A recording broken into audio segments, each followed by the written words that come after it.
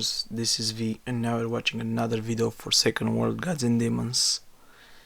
Today's video I like to share the new update that they've been doing these days and all the things that they changed that are noticeable, and like usually they don't give much details about them.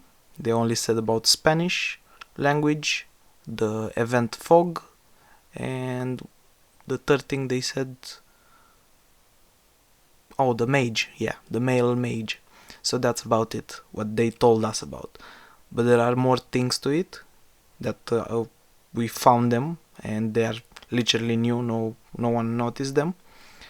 So I like to share with you, maybe in case you didn't find them by now. So let's start. Well, first let's start with the male mage, and I actually have someone in the guild who done it.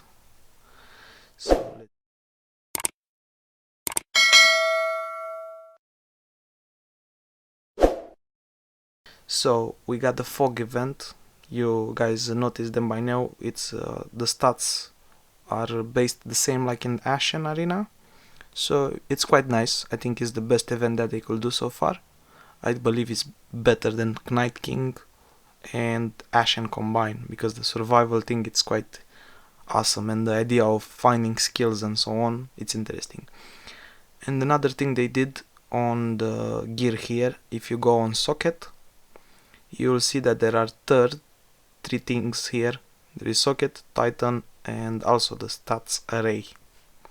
So this is a new thing, wasn't there, and there is no mention about it in any news that they told us so far. So you have all this elemental power, and they share which classes are using which elements. So for example, like I'm a ranger, basically you knew that you're using ice. Well, on here they said different thing. So if I read on the bottom here, the last one, the one before last, sharpshooter, it's also fire, doom and frost. So not only ice, it have a more elemental power on it. So the same, this one goes when you reach level 100 and so on. The source of these things are in the fog shop and king treasures anyway, so you know where they are. They aren't that expensive, but the problem is you only make points a certain amount per week. You can do more than that. So this is the stat array. And also another thing, on skills, on the battle soul here, they added these things that they weren't here, and so far the only source that I saw to upgrade the battle soul, it's in treasury.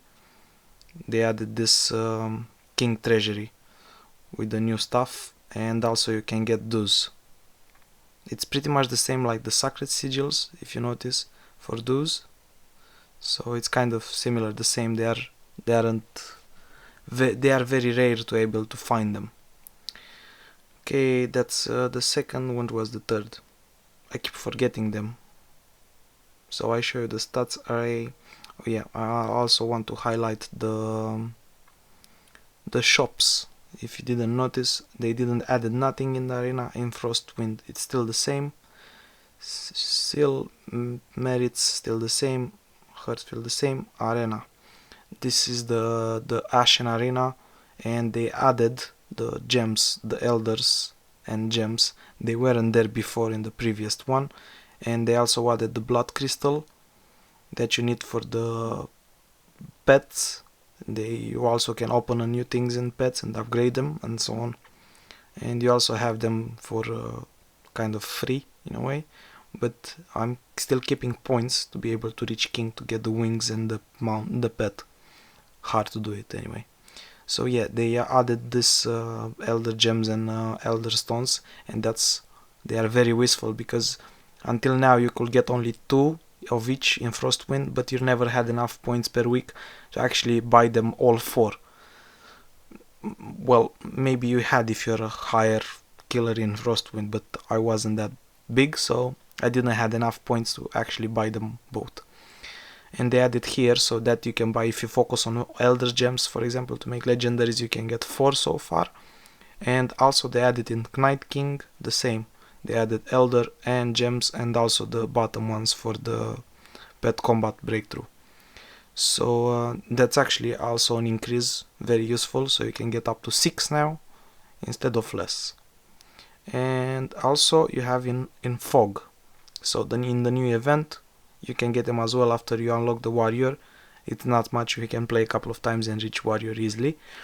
So that's up to 8 per week, and I believe that's quite an increase in this. And if you notice, I also buy the magic materials. At the beginning there used to be so many, and now not enough, because they were where is the road of summit, the fate wheel, not the fate wheel, what is it here?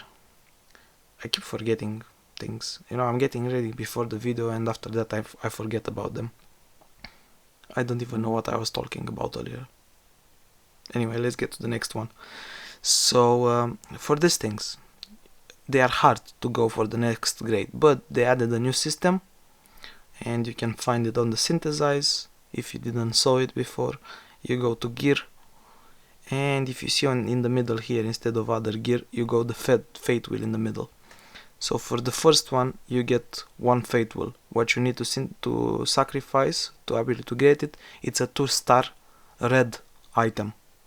Okay, so on the second one it gives the same fate, but it gives you ×5, and to be able to synthesize it with a 3-star item, normal item, any item, it's supposed to be 3-star.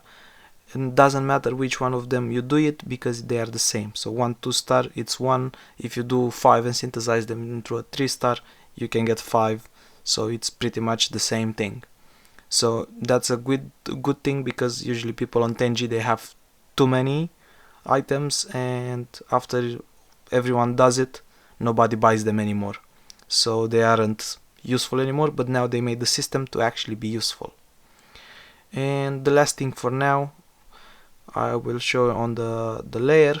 They added the floor 10 and 11, but if you notice on the drop, they are different. So until floor 9 you'll have only these things, but from floor 10 they added the new mana crystals. That's for miracle, I will show you in a second.